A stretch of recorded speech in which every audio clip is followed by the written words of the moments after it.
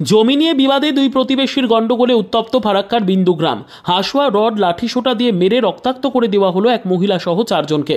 আক্রান্ত হয়েছেন এক সাংবাদিকও। শুক্রবার সকালে ঘটনায় ব্যাপক চাঞ্চল্যের সৃষ্টি হয়েছে এলাকা জুড়ে।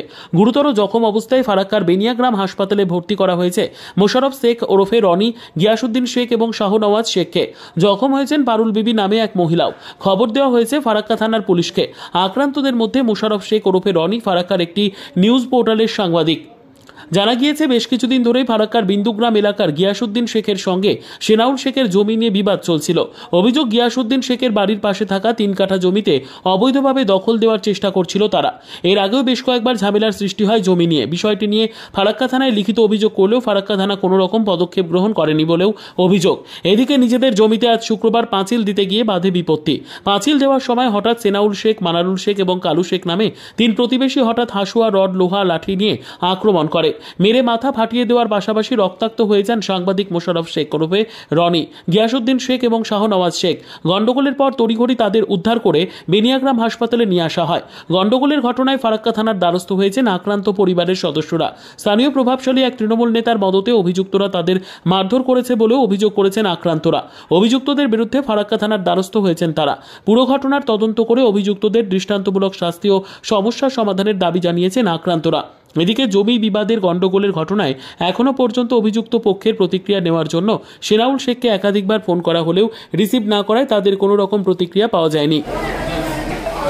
আজকে সকাল 9:45 নাগাদ আমাদের জমিতে কাজ করতে যাই।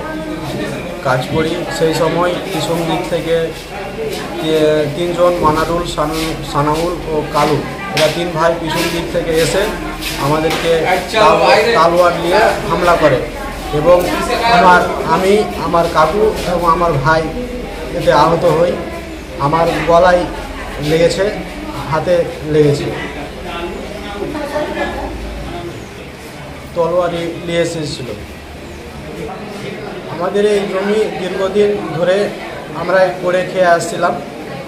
আমরা বাড়িতে না থাকা সত্ত্বে ওরা একদিন রাজনৈতিক নেতা এবং পুলিশ প্রশাসনের তৎপরতায় তারা সেই জমিতে পাঁচিল দিয়েছিল। ফারাক্কা থানা পুলিশ প্রশাসনকে বারবার জানানো সত্ত্বেও তারা কোনো কর্ণপাত করেনি। তাদেরকে লিখিতভাবে এবং মৌখিকভাবে সবভাবে তাদেরকে বলা হয়েছিল, কিন্তু পুলিশ আমাদেরকে সহযোগিতা করেনি। ফারাক্কা থানার পুলিশ 2 জন অফিসার, অনিমেষ মুর্মু ও আলমগীর মোল্লা, এই 2 জন এই মামলায় জড়িত আছে। তারাই সব কিছু ওদেরকে দিয়ে করাচ্ছে। আমরা কিছু বললে পুলিশ প্রশাসন আমাদের কোনো কথা কর্ণপাত করে না।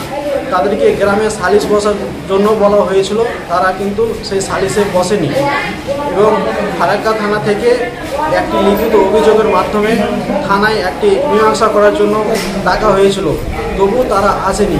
তাহলে এরা এতগুলো সাহস পাচ্ছে কী করে যে ফারাক্কা থানা থেকে ওদেরকে ডাকা হয়েছে, তা সত্ত্বেও তারা ফারাক্কা থানাকে কর্ণপাত করলো না এবং ফারাক্কা থানায় তারা আসলো না মীমাংসার জন্য।